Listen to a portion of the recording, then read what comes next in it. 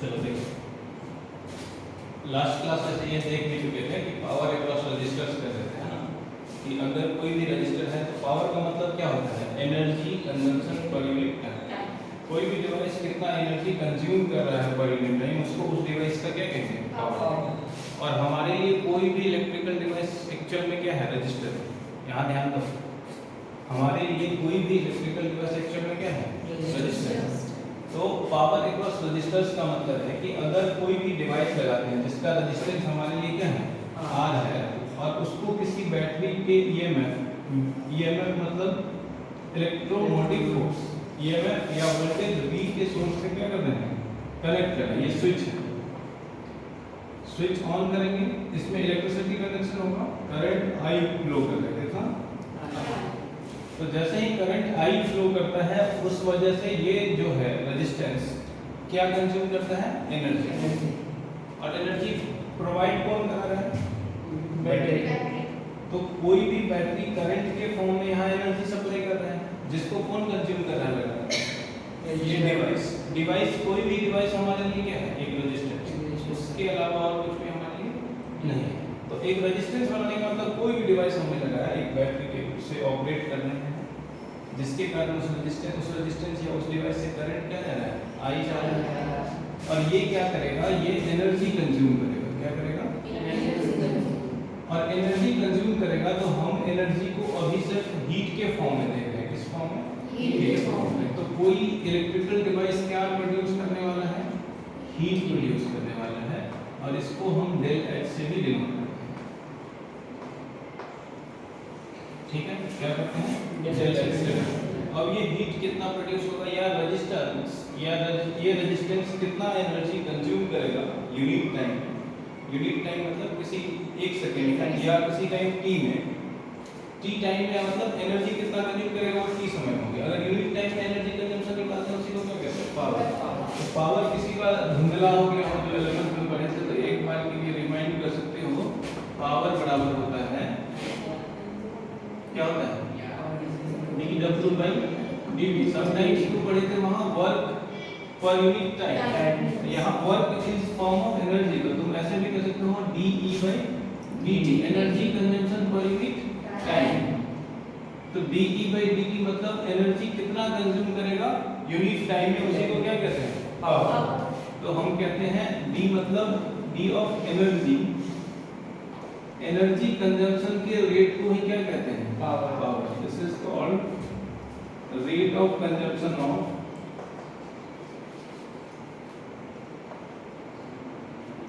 rate of consumption of energy.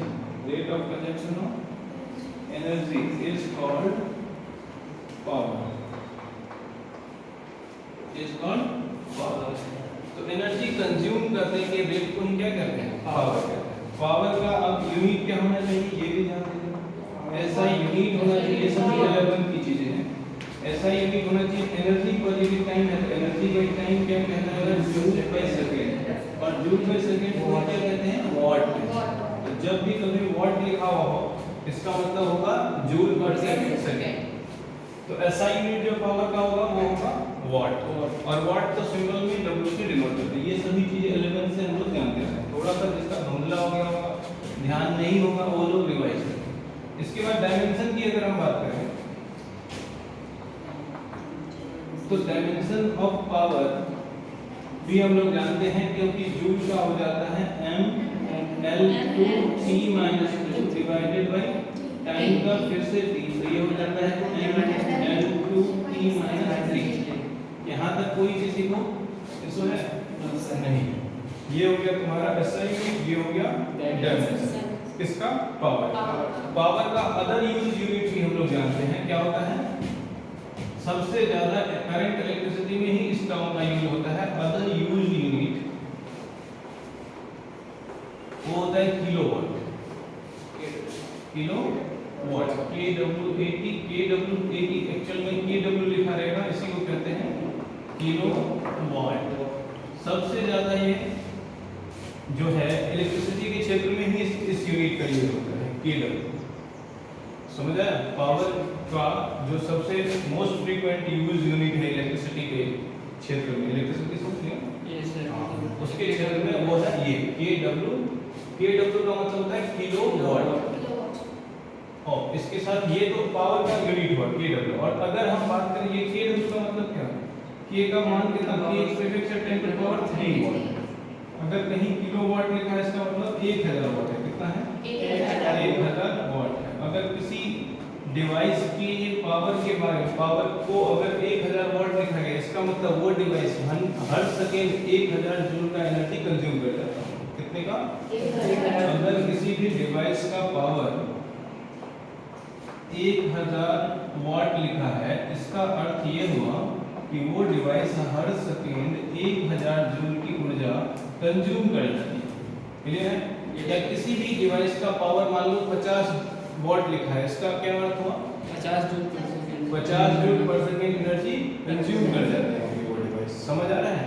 तो power का simple मतलब है हर सेकेंड कोई डिवाइस कितना एनर्जी कंज्यूम करता है उसको क्या कहेंगे? पावर कहेंगे। क्लियर है? Yes sir. तो कोई दिक्कत नहीं ना यहाँ तक? No sir. अब आगे अगर ये पावर पता चल गया, पावर का तो मीनिंग क्लियर है। अब इसके बाद एनर्जी का, और जो दूसरा सबसे ज्यादा एनर्जी के क्षेत्र में, मतलब इलेक्ट्रिसिटी के क्षेत्र में सबसे ज्यादा एनर्जी के लिए जो यूनिट यूज होता है, जनरली हम लोग जूल लिखते हैं, लेकिन करंट इलेक्ट्रिसिटी मतलब इलेक्ट्रिसिटी के क्षेत्र में सबसे ज्यादा एनर्जी के लिए जो यूनिट यूज होता है वो होता है पावर यूनिट टाइम के फॉर्म में। किसके फॉर्म में? और उसको कहते हैं किलोवाट आवर। क्या कहते हैं? Kilowatt hour. इसको नोट करो।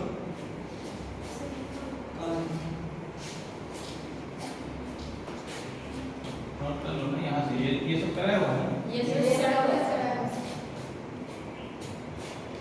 ऐसा रिकॉर्डेड क्लास देखकर भी तुम वहाँ से भी नोट कर सकते हो। आज जैसे टोटल वहाँ से देखकर नोट कर लेंगे, इसको अपलोड कर देंगे। हाँ सर, ठीक है। विजिबिलिटी के लिए अभी इस दिक्कत है, वो स्विच ऑन हो चुका है।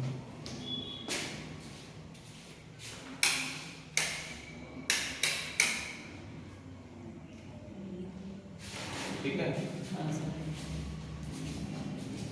सही दिख रहा है? नोट कर लेंगे वहाँ से, या तो कर ही लो। सर अदर से करेंगे ना? ये तो लास्ट क्लास में थोड़ा बहुत इतना इधर उधर से करेंगे तो अदर से करना होगा। ये अलग से करना होगा, कहीं साइड में कर लो।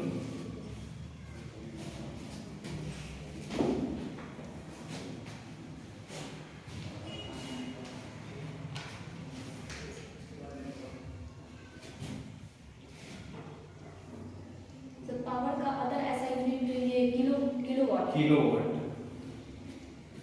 एक तो ऐसे एचपी भी लिखते हैं ना, हॉर्स पावर। Yes sir. है ना? तो एक एचपी तो ये तो पता है 746 वाट। हाँ। तो अगर वो भी लिखना है तो वो भी लिख लो। अदर यूनिट में एक है एचपी। एचपी 1 एचपी जो होता है वो कितना होता है? 746 वाट के बराबर। ये भी करंट इलेक्ट्रिसिटी के क्षेत्र में सबसे ज्यादा, फलाने एचपी का मोटर है ऐसा सुनिए ना, या मशीन है, तो उसमें सबसे ज्यादा लोड होता है ये सब।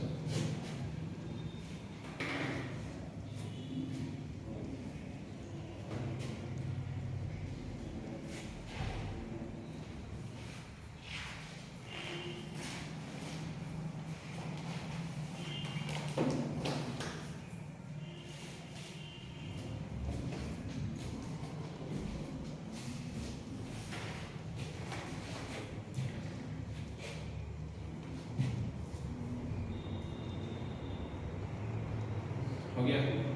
Yes sir.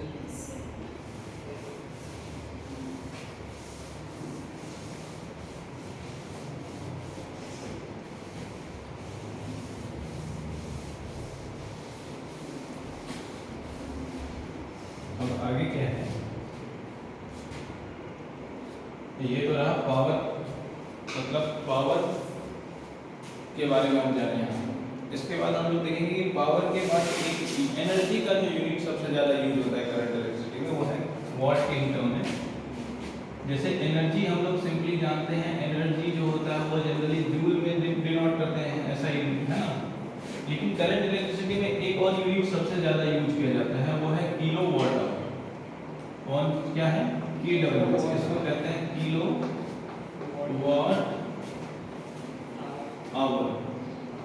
किलोवाट आवर का मतलब है किलोवाट पावर का यूनिट, और आवर किसका यूनिट है? टाइम। तो पावर इनटू टाइम का प्रोडक्ट हमेशा क्या देगा? एनर्जी। जब भी हम पावर इनटू टाइम की बात करेंगे तो पावर इनटू टाइम हमेशा क्या देगा? एनर्जी। तो एनर्जी को डिनोट करने के लिए करंट इलेक्ट्रिसिटी में सबसे ज्यादा मतलब है ना वो यूज किया जाता है किलोवाट आवर। क्या यूज किया जाता है? Kilowatt hour. अब 1 किलोवाट आवर कितना एनर्जी के बराबर है वो भी निकाल सकते हैं। 1 किलोवाट का मतलब 10 पर पावर 3 जूल प्रति सेकंड, यही ना? Yes sir. और इसके बाद अगर हम बात करें आवर का, तो 1 आवर को ऐसा यूनिट में 3600 सेकंड लिखेंगे। सेकंड से सेकंड अगर हम काट लें तो हमारा जो एनर्जी इक्विवेलेंट हुआ वो कितने जूल के बराबर है? 3600 गुणे 10 पर पावर 3 जूल। इसी को अरेंज करके लिखोगे तो ये हो जाएगा 3.6 into 10⁶ जूल। तो ये कभी 12th में पूछा गया है बहुत बार कि kilowatt hour is the unit of, kilowatt hour is the unit of energy, power और बहुत सारी चीजें दी गई हैं 4 ऑप्शन में से। तो क्या चुनना होगा? किलोवाट आवर किसका यूनिट है? एनर्जी का। ये याद, यहाँ तक समझ आ गया? ये तो रहा कि basic information about energy and power. अब हम बात करेंगे इलेक्ट्रिकल सर्किट में, डीसी इलेक्ट्रिकल सर्किट मतलब जिसमें बैटरी के द्वारा कार्य करते हैं, उसमें पावर कैसे डिफाइन करते हैं या उसके लिए रेजिस्टेंस के द्वारा कंज्यूम एनर्जी कैसे निकालते हैं। ठीक है?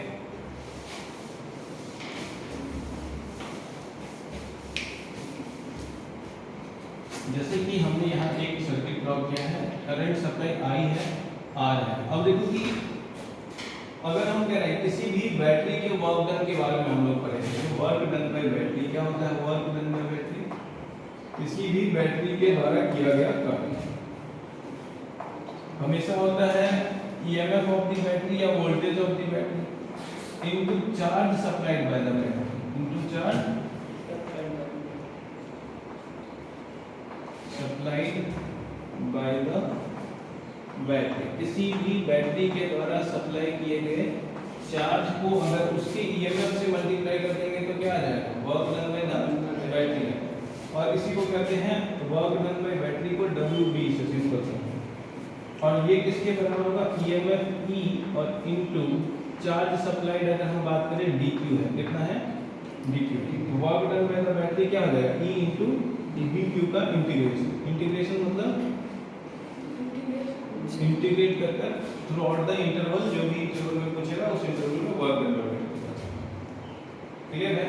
Yes sir. अब देखो वर्क डन बराबर होगा ईएमएफ। ईएमएफ को हम समटाइम्स जो वोल्टेज के बराबर लिखते हैं, इसका कारण वगैरह जानेंगे कब वोल्टेज के बराबर नहीं लिख सकते हैं, अभी उस पर हम बात नहीं की है। तो अभी हम ईएमएफ को वोल्टेज के बराबर ले सकते हैं। किसके बराबर ले सकते हैं? वोल्टेज के। तो V dQ भी लिख सकते हैं। और अगर हम करंट के टर्म में अगर हम चार्ज को लिखना चाहते हैं, जैसे कि एग्जांपल के तौर पर किसी वायर से करंट I फ्लो कर रहा है, कितना? और dt समय में अगर हम चार्ज फ्लो निकालते हैं, dQ का मतलब है charge flowed in time dt। कितने टाइम में? dt टाइम में। तो ये जो हमारा dQ होगा, ये dQ होगा I dt के बराबर। किसके बराबर होगा? I dt के बराबर। तो dQ होगा I dt के बराबर। तो कहीं भी dQ को हम किससे, करंट से अगर रिप्लेस करना चाहें तो किससे रिप्लेस कर सकते हैं? I dt से चार्ज को रिप्लेस कर सकते हैं। और ये होगा V integral of Vi dt, integral of Vi dt।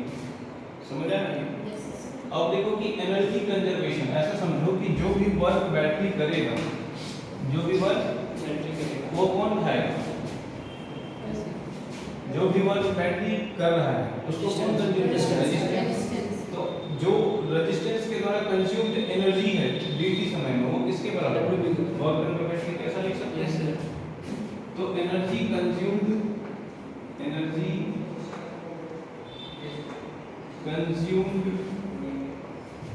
by the resistor, वो किसके बराबर होगा? Work done by battery. जो खुद कितने के बराबर है? Vi dt और Vi dt। अगर हम किसी समय अंतराल t बराबर 0 से t तक तो ये हमारा कितने के बराबर वी आई। तो किसी भी इलेक्ट्रिकल डिवाइस के द्वारा रेजिस्टेंस के द्वारा किसी भी रेजिस्टेंस के द्वारा वोल्टेज V पर ऑपरेटेड है, करंट I है और t समय में कंज्यूम किया गया एनर्जी जो होगा वो एनर्जी कितना होगा V I। कितने के बराबर होगा I मतलब V मतलब वोल्टेज ऑफ बैटरी, उससे अच्छा रहेगा वोल्टेज अक्रॉस द रजिस्टर। क्या लिखो वोल्टेज अक्रॉस द रजिस्टर।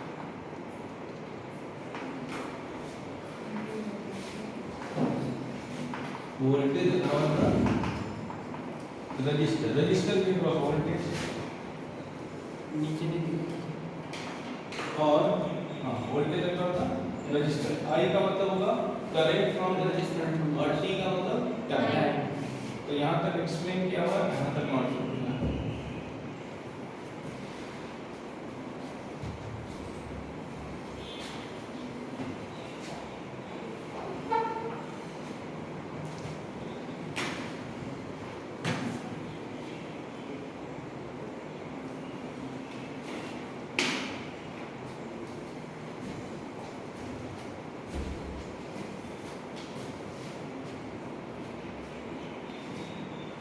हो गया?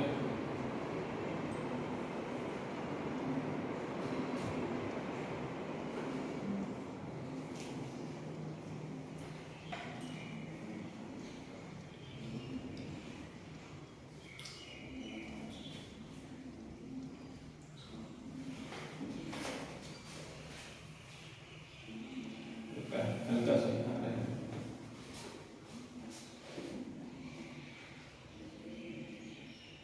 ठीक है, नोट कर लो। मिटा दें? Yes sir. देखो अब इसके बाद एक्सप्लेनेशन में लिखा I मतलब current from the register, T मतलब टाइम।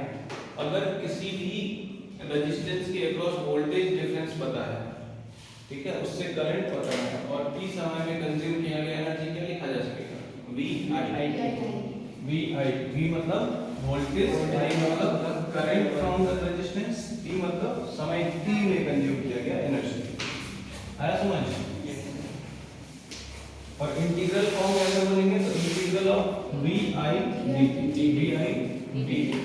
इसी का दूसरा फॉर्म है, एक तो ये वोल्टेज के फॉर्म में देखा V I T, और अगर हम बात करें कि यही एनर्जी कंज्यूम्ड करंट के फॉर्म में सिर्फ होना चाहिए और रेजिस्टेंस के फॉर्म में, तो ओम्स लॉ क्या कहता है V बराबर I। तो रिप्लेस कर सकते हैं ना, यस सर। ये हो जाएगा I into T। I square. तो ये हो जाएगा I स्क्वायर R। अब सिर्फ करंट और रेजिस्टेंस पता हो और T समय में दिया कंज्यूम किया गया एनर्जी निकालना हो तो वो किसके बराबर होगा I स्क्वायर R। और फॉर्म हो सकता है जैसे हम अगर यहाँ पे V को IR से रिप्लेस किए हैं तो यहाँ पे I को भी V के फॉर्म में रिप्लेस कर सकते हैं। पहला फॉर्म ये हुआ E बराबर VI, दूसरा फॉर्म ये हुआ एनर्जी कंजम्पशन। तीसरा फॉर्म हम अगर रिप्लेस कर दें I को ही किससे V बाई R से, तो तीसरा फॉर्म जो आएगा वो E बराबर आएगा V square by R into R into T। तो ये V स्क्वायर इसके जगह पर V बाई R रखेंगे तो V square by R square, एक R इंटू T। तो ये हो जाएगा V square by R into T, V square by R into T। तो E मतलब एनर्जी कंज्यूम T समय में अगर करंट नहीं लिया हो, वोल्टेज और रेजिस्टेंस सिर्फ दिया हो तो कितने के बराबर होगा V square by R into T के बराबर। अब इन्हीं सब का पावर भी इसके सामने ही लिख देते हैं, क्योंकि पावर बराबर होता है एनर्जी बाई टाइम। तो सबके पावर के अलग अलग फॉर्म को लिखोगे तो यहाँ से दिख रहा होगा I इंटू V, क्योंकि T से जैसे ही डिवाइड करेंगे तो T कैंसिल आउट हो जाएगा। दूसरे में भी करेंगे तो क्या हो जाएगा I स्क्वायर R, दूसरा फॉर्म क्या हो जाएगा, इससे डिवाइड करेंगे तो ये हो जाएगा V स्क्वायर बाई R। तो पावर का तीनों फॉर्म एक ही साथ लिख देते हैं, पावर बराबर होगा I स्क्वायर R या IV या V स्क्वायर बाई R होगा। ये तीनों किसका फॉर्म है पावर का, किसका फॉर्म है पावर का। तो किसी भी रेजिस्टेंस या डिवाइस से पावर निकालना है तो वो निकलेगा I into V, I into V, या निकल सकता है I स्क्वायर R या V square by R। Clear है? Yes sir. Note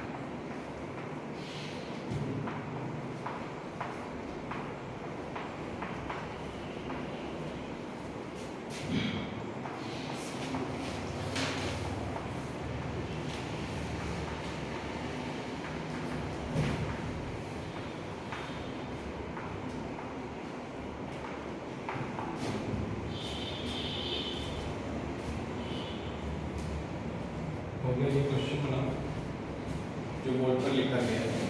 find energy consumed in 10 second. पहला इलेक्ट्रिकल सर्किट में बताना है एनर्जी कंज्यूम कितना होगा 10 सेकंड। लिखिए ना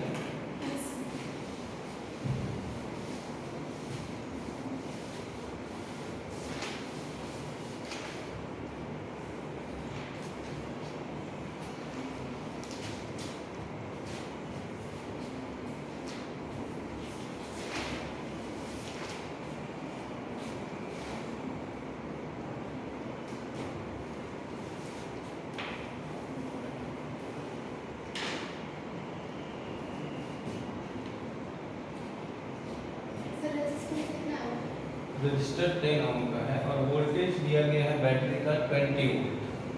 20 है 20 हाँ 220 है वो ये- सेकंड वाला है 20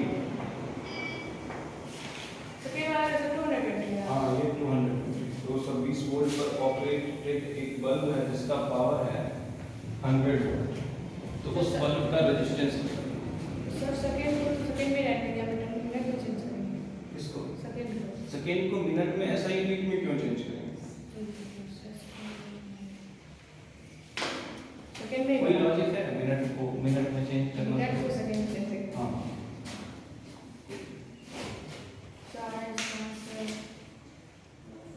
40 जूल पर सेकंड और सेकंड का 480 इसका 40 जूल पर सेकेंड यस सर पावर पूछा गया है फर्स्ट में। एनर्जी एनर्जी में पर सेकेंड का क्या लॉजिक है? जूल जूल ना होगा कुछ भी सेकंड का 484 सेकेंड का 484 ठीक है 484 बात एक ही बात।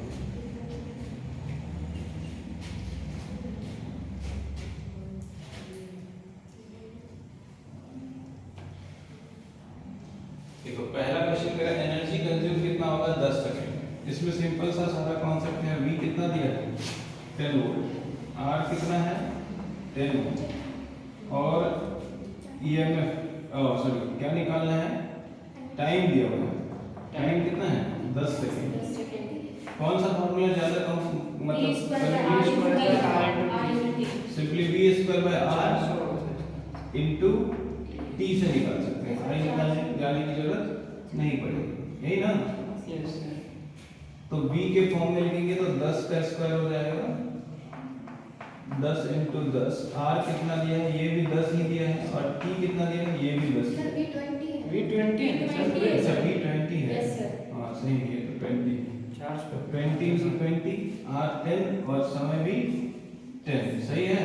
यस सर 10 से 10 ये हो जाएगा 400 जूल ठीक है। Yes sir. अब आगे ये बल्ब का एक बल्ब है जिसका पावर बल्ब का कितना दिया गया है बल्ब का पावर दिया गया है सर 100 100 watt। वाट। और वोल्टेज वोल्टेज 220 मतलब इसके कहने का मतलब है जब 220 वोल्ट पर इस बल्ब को जलाया जाता है तो पावर कितना मिलता है 100 वाट। 100 watt 100 watt power is given this is 100 watt कितना दिया गया है 100 और निकालना क्या है बल्ब का रेजिस्टेंस कौन सा फार्मूला लगा देंगे V square by R power का फार्मूला लगा देंगे और इसको कंपेयर कर लेंगे 100 से V दिया हुआ है R नहीं दिया हुआ है R बराबर क्या हो जाएगा V square divided by 100 voltage कितने वोल्टेज पर ऑपरेट हुआ है 220 बटे 100 करेंगे ये भस्म हो जाएगा 484 ओ समझ आया यस सर। क्लियर है आगे बना लिए थे कितने लोग चलो बढ़िया है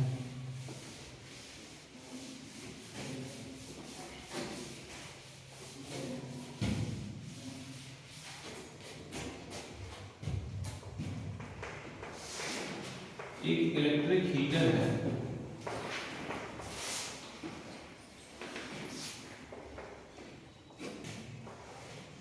an electric heater of power 1.5 kilowatt 1.5 kilowatt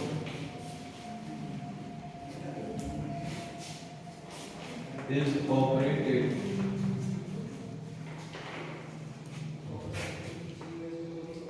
at 110 volts source find resistance and current from resistance और करंट दोनों सर। हाँ ठीक है ऐसे तो इसमें बहुत कुछ निकाला जा सकता है लेकिन वो उसमें कैलोरीमेट्री का ज्ञान होना चाहिए इसीलिए उस तरह का क्वेश्चन नहीं दिया है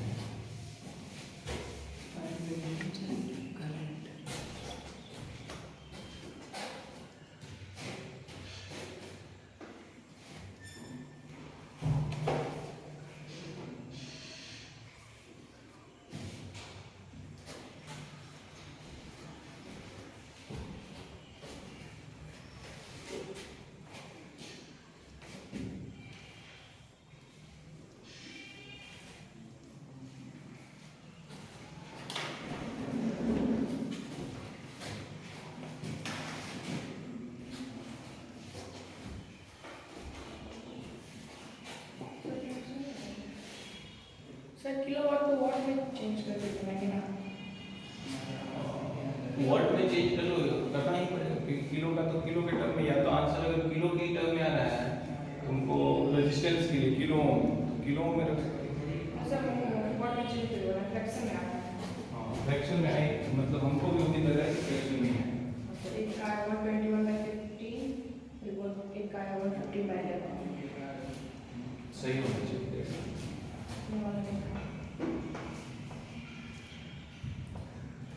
पावर कितना दिया गया है 1.5 किलोवाट सेम यही क्वेश्चन है जो अभी जस्ट किए पावर बराबर 1.5 किलोवाट अगर इसको किलो को चेंज करेंगे तो ये 1500 वोल्ट और किस वोल्टेज पर है इस बार 110 वोल्ट पे तो V square by R equal to power होता है यस सर। और V कितना है 110 तो 110 into 110 रेजिस्टेंस कितना है निकालना है ये बराबर कितना है 1500 दो शून्य से सामने सामने ये कट जाएगा R निकालोगे तो 121 में क्या आ जाएगा 15 121 बाय 15 और करंट निकालना आपको कोई मुश्किल काम नहीं है वोल्टेज हमको दिया ही है अब V बाय R कर लेंगे I बराबर V बाय V कितना है 110 R कितना है 121 ये कितना है 15 बाकी गुना वगैरह करते रहे सर कितना V बराबर V आई हम उससे भी निकाल सकते हैं I V से भी निकाल सकते हैं उसमें कोई नहीं अब देखो ये किस तरह का क्वेश्चन है दो बल्ब है एक बल्ब B1 है,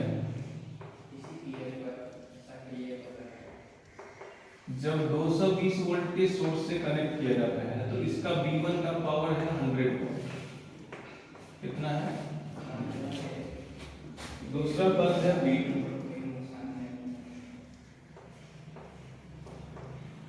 B1 और B2 दो बल्ब है, उसका पावर अलग अलग दिया गया है। एक का दिया गया 100 वोल्ट, एक का 220 वोल्ट। दोनों को 220 वोल्ट से कनेक्ट किया जाता है तो एक बल्ब कितना पावर देता है? 100 वोल्ट और दूसरा कौन ज्यादा चमकेगा? कौन बल्ब ज्यादा चमकेगा, 100 वाट का कि 200 वाट का? 200 200 वाला चमकेगा, 200 वाला चमकेगा। 200 वाला चमकेगा ना, ज्यादा एनर्जी कंज्यूम कर रहा है, ज्यादा ही रोशनी देगा। Yes sir. दोनों को सेम वोल्टेज पर ऑपरेट किया गया है, सेम वोल्टेज पर ऑपरेट किया। Two bulbs B1 and B2, one of power is 100 watt and another of power is 200, operated at 220 volt। कितने वोल्ट पर ऑपरेट किया गया है? ऐसा समझ, ये तो ये नहीं समझ लेना कि ये एलईडी है, ये एलईडी बल्ब है, ये वो एडिशन वाला बल्ब है। दोनों सेम बल्ब है, सेम मटेरियल से बने हैं, दोनों एडिशन बल्ब है। ऐसा तो ज्यादा रोशनी 200 वाट देगा, स्वाभाविक सी बात है कि इसका कंजम्पशन जो है वो ज्यादा है। तो कौन ज्यादा चमकेगा? Who will which bulb will be brighter? इस दोनों में कौन सबसे ज्यादा चमकेगा? जो ज्यादा एनर्जी कंज्यूम कर रहा होगा वो ज्यादा चमकेगा। आया बात समझ? तो यहाँ B2 ब्राइटर होगा और B1 क्या होगा? हाँ, अब देखो दो केसेस समझ। इस दोनों को अगर मान लो कि सीरीज कर दिया, क्या कर दिया था? अब इस दोनों बल्ब को क्या कर दिया? पहले अलग अलग जोड़ा था तो ये पावर था। अब इस बार क्या है, किसी के मन में खतरनाक विचार आया और वो खतरनाक विचार कुछ ऐसा था कि कहा कि B1 और B2 को अब सीरीज में जोड़कर जलाते हैं। कैसे जोड़कर? सीरीज में, और उसी 220 वोल्ट से ही जलाते हैं। कितने से? अब कौन सबसे ज्यादा चमकेगा? सवाल ये है कि अब कौन ज्यादा चमकेगा या ज्यादा रोशनी देगा? बात ये की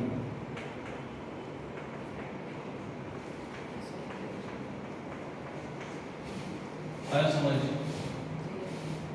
बोलो, क्वेश्चन समझा? कोई सॉल्व करना चाहेगा? सॉल्व कर। हाँ, कौन सा ज्यादा चमकेगा? अब दोनों को चमकने के लिए क्या संबंध देंगे तुम? जिसका पावर कंजम्पशन ज्यादा होगा वो ज्यादा चमकेगा, जिसका पावर कंजम्पशन ज्यादा होगा। अब पावर कंजम्पशन किस में ज्यादा होगा इस सिचुएशन में? वो देखिए, वो तो तब पावर था जब वोल्टेज ये और दोनों किसके क्रॉस कर रहा था? अरे वो तो तब था जब वोल्टेज कितना था? इसके लिए भी ये दोनों एक अकेला अकेला जुड़ा था। अब कौन ज्यादा चमकेगा? अब भी क्या दोनों से वोल्टेज आधा आधा बढ़ जाएगा? आधा आधा वोल्टेज बढ़ेगा क्या? नहीं ना, आधा आधा कब बढ़ता है? जब दोनों सेम वोल्ट पावर का होगा, सेम रेजिस्टेंस होगा। अच्छा, इसके ज्यादा होने का, इसके पावर का ज्यादा होने का मतलब इसका रेजिस्टेंस ज्यादा होगा इसके रिस्पेक्ट में कि कम? वो देखो, B2 का ज्यादा होगा क्योंकि पावर बराबर वोल्टेज के टर्म में क्या होता है? V²/R। V सेम है तो मतलब जिसका रेजिस्टेंस कम होगा उसका पावर ज्यादा होगा, जिसका रेजिस्टेंस कम होगा उसका पावर ज्यादा होगा। एग्जैक्ट भी निकाल सकते हैं हम रिलेशन। इसके रेजिस्टेंस को क्या मान लेंगे? R1। इसके रेजिस्टेंस को क्या मान लेंगे? निकाल भी सकता है। 100 वाट के लिए हमको पता ही है। अगर हम पहले बल्ब का रेजिस्टेंस निकालें, रेजिस्टेंस ऑफ फर्स्ट बल्ब वो कितना होगा? V²/R। अभी जस्ट देखा था, 100 वाट वाले का 484 देखा ना? तो बोलो रेजिस्टेंस को पढ़ा है क्या? Yes sir. लगना चाहिए कि वो पढ़ा है। कितना होगा 484 v स्क्वायर में आ क्योंकि वोल्टेज तो सेम था सॉरी इसमें तो रेजिस्टेंस निकालना है ना तो v स्क्वायर में आ कहीं फार्मूला अगर अरेंज करेंगे तो r बराबर होगा v स्क्वायर बाय p है ना v स्क्वायर बाय रेजिस्टेंस का फार्मूला है रिलेशन वही है v square by r power बराबर v स्क्वायर बाय r बराबर v स्क्वायर बाय p दूसरे रेजिस्टेंस को निकालेंगे तो तुम बता सकते हो रेजिस्टेंस ऑफ सेकंड बल्ब 242 दो गुना हो जाएगा ना क्योंकि वोल्टेज तो वही है और पावर इसका कितना है दो गुना तो रेजिस्टेंस आधा हो जाएगा आधा हो जाएगा पावर तो इसका दो गुना है ना P2 यस सर पहले बल्ब का और इसका दो गुना और रख के नहीं होता तो निकालना 220 गुने 220 बटे 200 कितना हो जाएगा 484 का 242 ओम कितना हो जाएगा 242 अब तुम सोच के देखो इस दोनों को अगर हम सीरीज में जोड़ते हैं इस दोनों बल्ब को क्या चीज सेम रहेगा करंट करंट तो दोनों से सेम है यस सर अब करंट का पावर से सीधा संबंध क्या है पावर बराबर होता है I स्क्वायर इनटू R1 इसका पावर अगर लिखेंगे I स्क्वायर इनटू अर्थात जिसका रेजिस्टेंस ज्यादा होगा उसका पावर ज्यादा होगा तो चूंकि R1 इज ग्रेटर देन ये नहीं निकल रहा है इसका मतलब है कि फर्स्ट बल्ब सीरीज में ज्यादा चमकेगा यस सर है समझ फर्स्ट बल्ब कौन था 100 वाट का अर्थात अगर दो बल्ब है जिसका पावर दिया गया है उसको खोलकर उसको सीरीज में लगा दिया जाए कैसे लगा दिया जाए तो जिसका पावर कम था वो अब ज्यादा चमकेगा और जिसका पावर ज्यादा था कम चमकेगा याद रखिए अगर दो बल्ब हैं जिसके पावर्स दिए गए हैं और उन दोनों बल्ब को हम क्या कर रहे हैं खोलकर सीरीज में लगा रहे हैं समझ आया तो सीरीज में लगाने के बाद कौन ज्यादा चमक रहा है जिसका पावर कम आया बात समझ सो bulb of a smaller power bulb of smaller power will glow more that is bulb had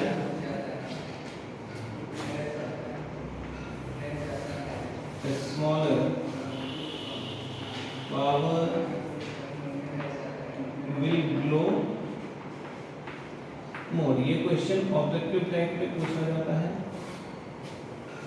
जिसका रेजिस्टेंस कम होगा सॉरी वोल्ट पावर कम रहा होगा इनिशियली समझे वो ज्यादा जाएगा मतलब 100 वाट वाला 100 वाट वाला ज्यादा चमकेगा सही है यस सर चमकेगा क्लियर यस सर चलो छपाई कर लो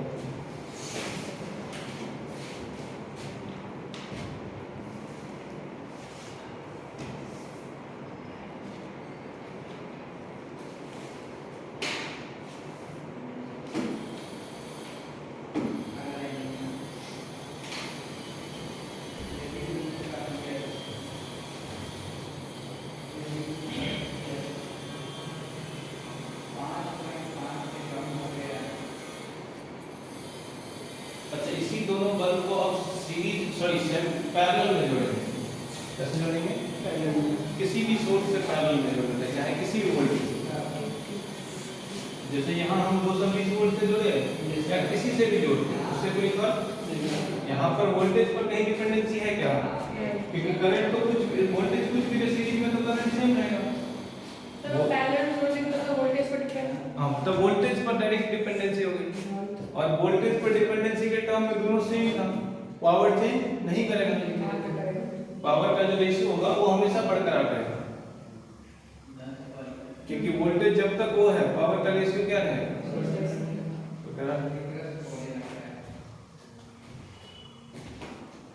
तो अगर इसी को पैरेलल में खोल कर लगाते हैं जो ज्यादा पावर वाला है वही ज्यादा चलेगा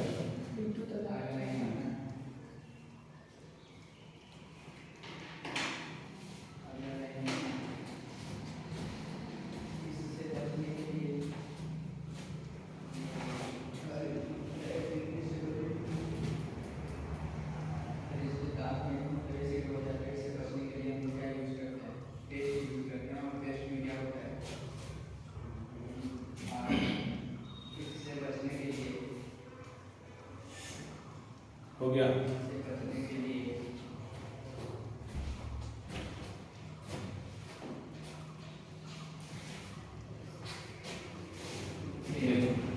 बेटा नहीं, किसी बल्ब को अब खोलकर कैसे लगा देना है दूसरे केस में, पैरेलल में किसी भी सोर्स में। इसके लास्ट में लिख लेना वोल्टेज से कोई मतलब नहीं, वोल्टेज से कोई मतलब नहीं है,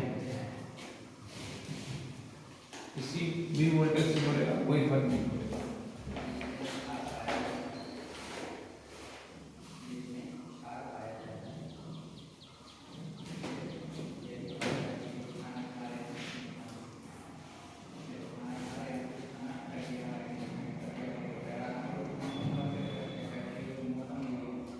दूसरा आसान है, अगर इसी बल्ब को पैरेलल में जोड़ दें,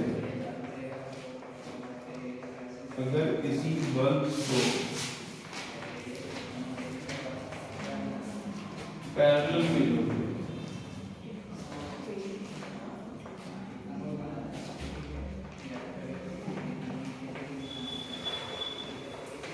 तो कौन सा ज्यादा चमकेगा? तो देखो पैरेलल में जोड़ने से क्या वोल्टेज चेंज करेगा? वोल्टेज तो सेम ही रहेगा दोनों से, और करंट चेंज होगा। तो हम वोल्टेज के रिलेशन से देखेंगे, तो इस बार भी वोल्टेज कुछ भी रहे, पावर दोनों से क्या रेशियो क्या रहेगा? मतलब अगर हम इसका रेजिस्टेंस V1 का कितना निकाले थे, V1 का कितना निकाले थे 484, कितना निकाले थे? इसका 242। दोनों रेजिस्टेंसेस को, इसका R1 और इसका R2, पावर निकालेंगे P1, कोई भी वोल्टेज हो V² में रेजिस्टेंस 484, या इसको R बोल देते हैं, ये होगा V² में। दूसरे से अगर करते हैं तो वोल्टेज तो अभी वही रहेगा, सही ना? और वोल्टेज तो अभी वही रहेगा, तो वोल्टेज V² और R के जगह पर क्या रखेगा? 242। कौन सा पावर ज्यादा रहेगा? P2 है ना, क्योंकि छोटे क्वांटिटी से डिवाइड है। V² बाय एक्चुअल में R/2 से ये हो जाएगा 2V² में R, मतलब अभी भी P2 दो गुना है किससे? V1 से। तो कौन ज्यादा चमकेगा? P2, जिसका पावर ज्यादा था। लिखेंगे लास्ट में आपके शब्दों में, जिसका पावर ज्यादा था वही ज्यादा चमकेगा। ये याद रहेगा ना इतना? सीरीज में जोड़ने पर कम पावर वाला चमकता है, और पैरेलल में जोड़ने पर ज्यादा पावर। लास्ट, सबसे लास्ट इतना लिखने के बाद घर पे सबसे लास्ट लाइन लिख लेना, सीरीज में जोड़ने पर कम पावर वाला, और पैरेलल में जोड़ने पर ज्यादा पावर वाला ज्यादा चमकता है। तो सीरीज इनवर्सली प्रोपोर्शनल का पावर क्या है? ये कंक्लूजन नहीं करेगा, ठीक है? तो पावर तो फिर सर पैरेलल तो फिर डायरेक्ट प्रोपोर्शन कह सकते हैं, ये तो जो होगा ज्यादा वही चमकेगा। नहीं, ये कंक्लूजन इसमें नहीं कर सकते, ऐसा कुछ भी कंक्लूजन नहीं कर सकते हैं, याद रखिए। वो खोलो ना, हवा आएगा।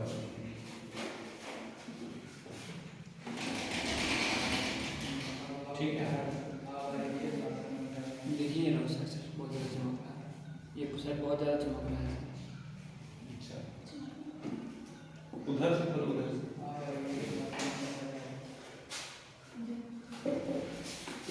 ये हल्का सा पर्दा स्लाइड कर,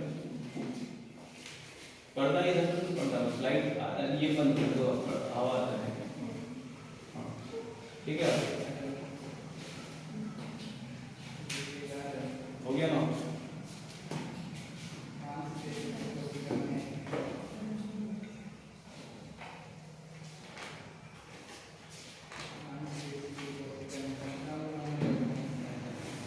बल्ब वाला केस समझ आ गया? लास्ट में एक कॉन्सेप्ट रहेगा, सीरीज में अगर कनेक्ट करते हैं तो जिसका पावर ज्यादा था वो कम चमकेगा, और पैरेलल में कनेक्ट करने पर जिसका पावर ज्यादा है वही ज्यादा चमकेगा। समझ आया? ये था बल्ब का पैरेलल और सीरीज कॉम्बिनेशन के बाद उसके ब्राइटनेस से रिलेटेड क्वेश्चन।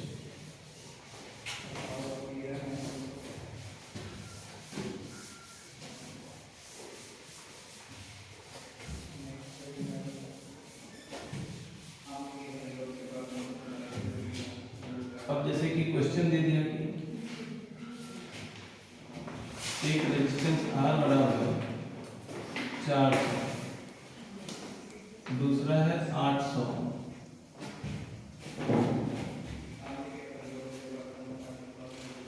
तीसरा है 1200, तीन रजिस्टर है R1, R2, R3, ये कनेक्टेड है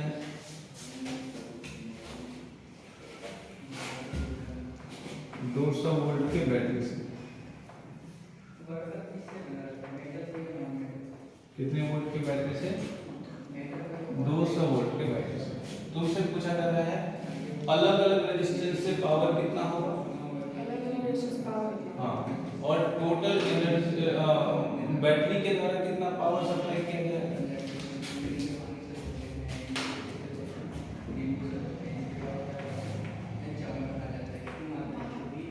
power across different registers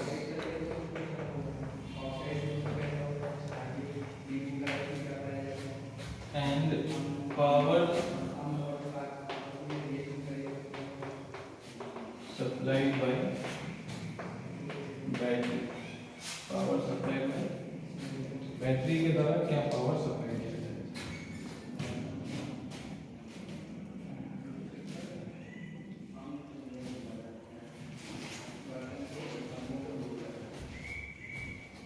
resistance लिखे हैं, power of different power across different अलग अलग सभी रजिस्टर से R1, R2, R3 तीनों से कितना पावर होगा?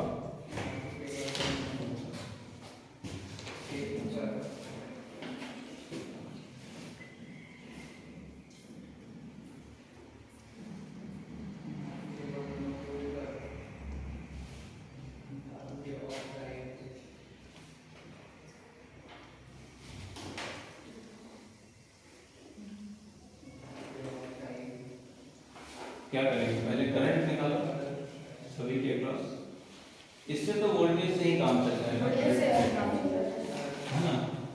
इसमें वोल्टेज से काम नहीं चलेगा, इसमें करंट निकालेंगे। ऊपर वाले में आर वाले निकालेंगे तो अलग अलग कैसे आएगा? R1 R1, R2 अलग अलग निकालना पड़ेगा। करंट निकालेंगे या तो डायरेक्ट लिख देंगे, जैसे बनाना पहले तुम ट्राई करो फिर बताओ। बैटरी से निकालना है सर।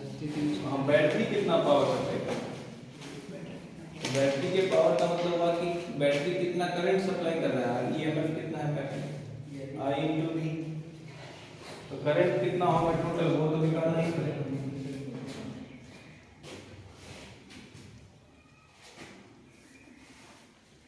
या सभी के पावर को जोड़ देंगे, वही क्या होगा? बैटरी का पावर।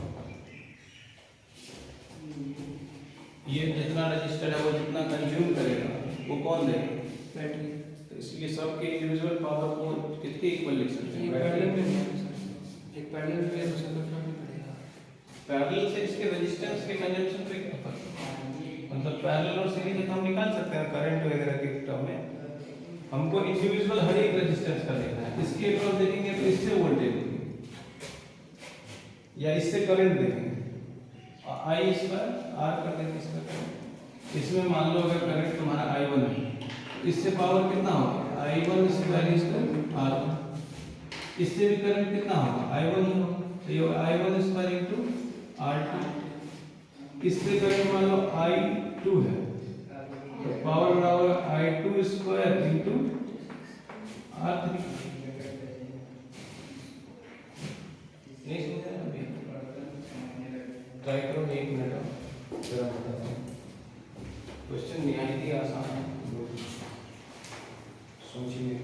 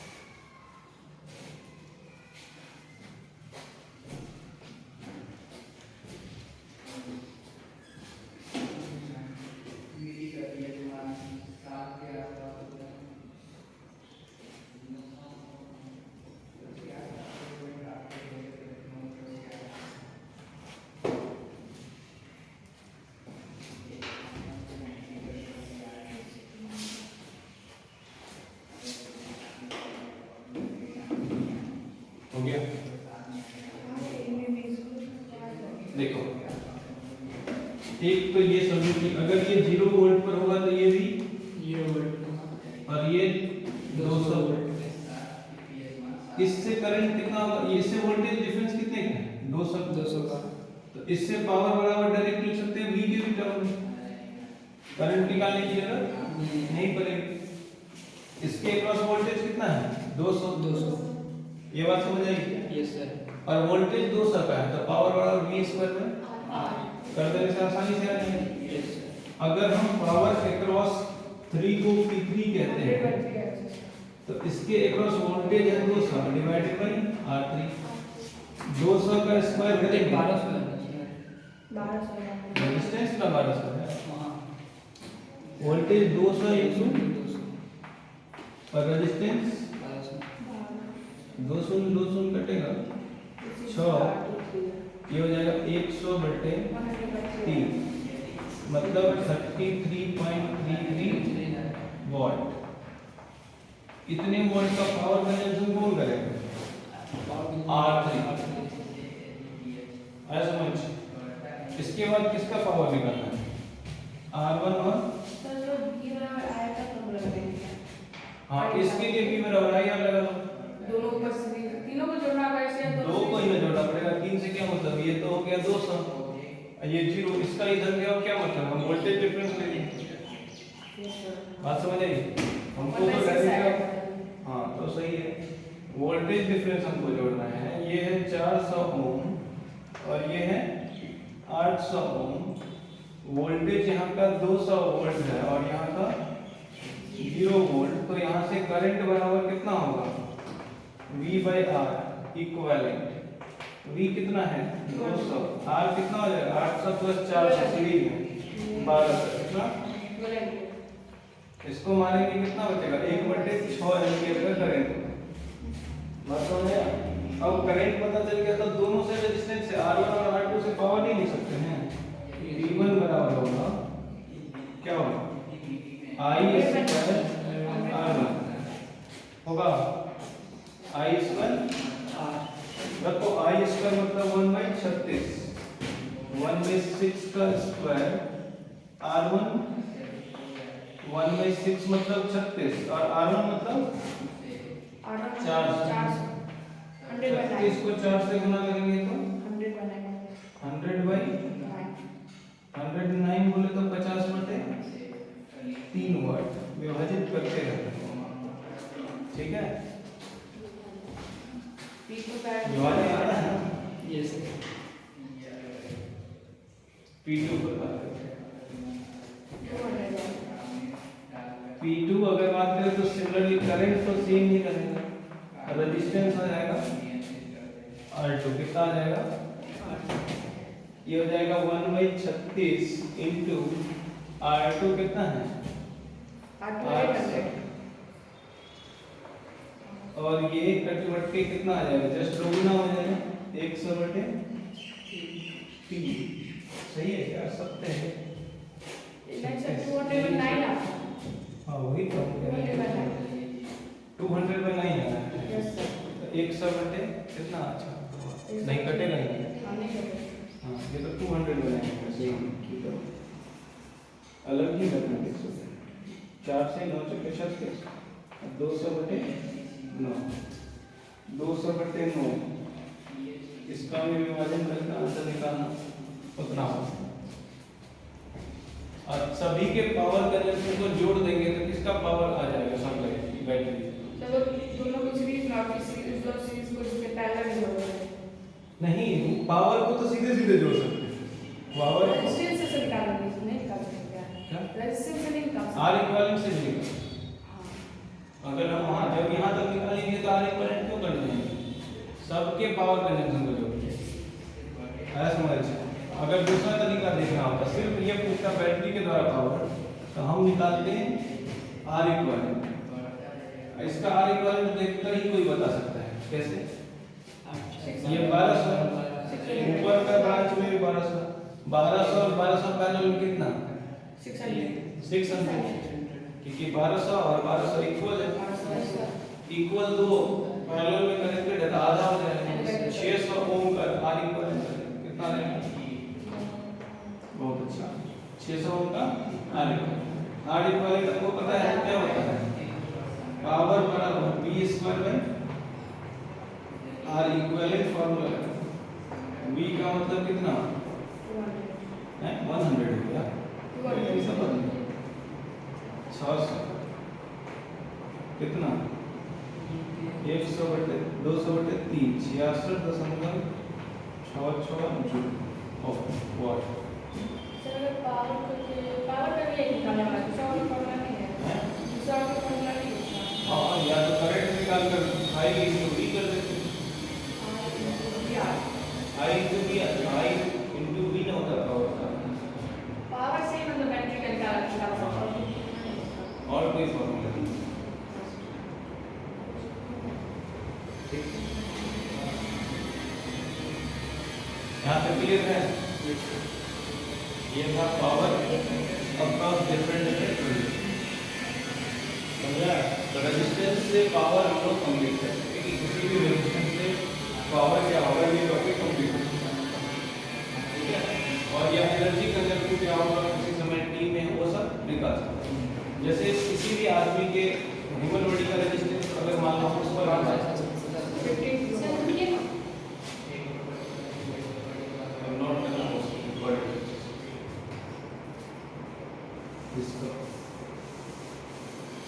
वहां से नोट समझ आएगा।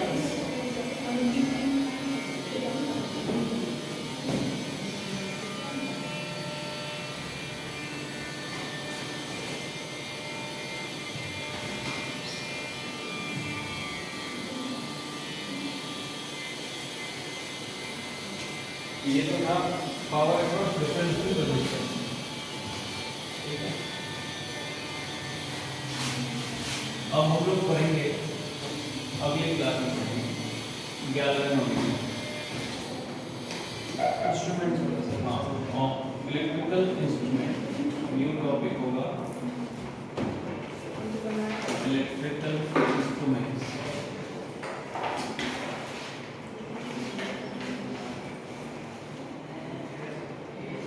इलेक्ट्रिकल इंस्ट्रूमेंट में पढ़ेंगे गैल्वेनोमीटर,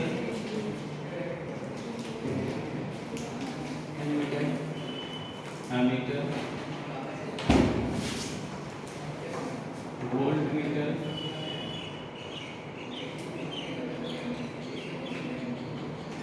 मीटर भी तो पहले ही पढ़ चुके हैं। Yes sir. पोटेंशियोमीटर, मीटर भी पहले ही पढ़ चुके हैं, क्योंकि ये ज़्यादा समझ आता है किरचॉफ के साथ, उसके साथ ही आता है। मीटर रील्स हो चुका है, पोटेंशियोमीटर, वोल्टमीटर और एमीटर। इसमें दो कॉन्सेप्ट 12 में सबसे ज़्यादा पूछा जाता है, conversion of galvanometer into conversion of galvanometer into ammeter, और पूछा जाएगा वोल्टमीटर। गैल्वेनोमीटर को कैसे वोल्टमीटर में कन्वर्ट करते हैं या कैसे एमीटर में कन्वर्ट करते हैं, ये पूछा जाता है सबसे। तो ज़्यादा से ज़्यादा इसमें 2 क्लास और लगेगा, मतलब 2 क्लास के बाद ये चैप्टर हो जाएगा कंप्लीट। सो साइमेट्रिक एक साइमेट्री वाला साइमेट्री सबके लिए होता है। सिमेट्री सर्टिफिकेट वो इसी में है, रेजिस्टेंस में, वो एक दिन इसी 2 दिन के दौरान वो समझा देते हैं। ठीक है, इसके बाद है वो आर इक्विवेलेंट निकालने में काम आता है, एक्सेस सिमेट्री, वो सब लेंगे। तो वो तो 12th में तो जनरली सिमेट्री का से रिलेटेड कोई भी क्वेश्चन नहीं पूछा जाएगा। अच्छे क्वेश्चंस में सिमेट्री का यूज होता है। 80 वर्णों में जैसे क्यूबिकल स्ट्रक्चर दिया गया हो तो उसके लिए पूछा गया हो, उन सबको सिमेट्री प्रॉब्लम कहते हैं। सिमेट्री प्रॉब्लम ऑफ रेजिस्टेंस रह गया तो वो भी ठीक है, उसी में है डेल स्टार डेल्टा कन्वर्जन, तो वो भी करा देंगे रेजिस्टेंस। तो वो तो एक स्पेशल टाइप है जो 12 से आधारित उतना ज़्यादा उस पर क्वेश्चन नहीं पूछे। ठीक है, तो 2 क्लास और इसमें ज़्यादा से ज़्यादा लगेगा, इसके बाद हम लोग स्टार्ट करेंगे मैथमेटिक्स। ठीक है, हाँ मैथमेटिक्स। ठीक है।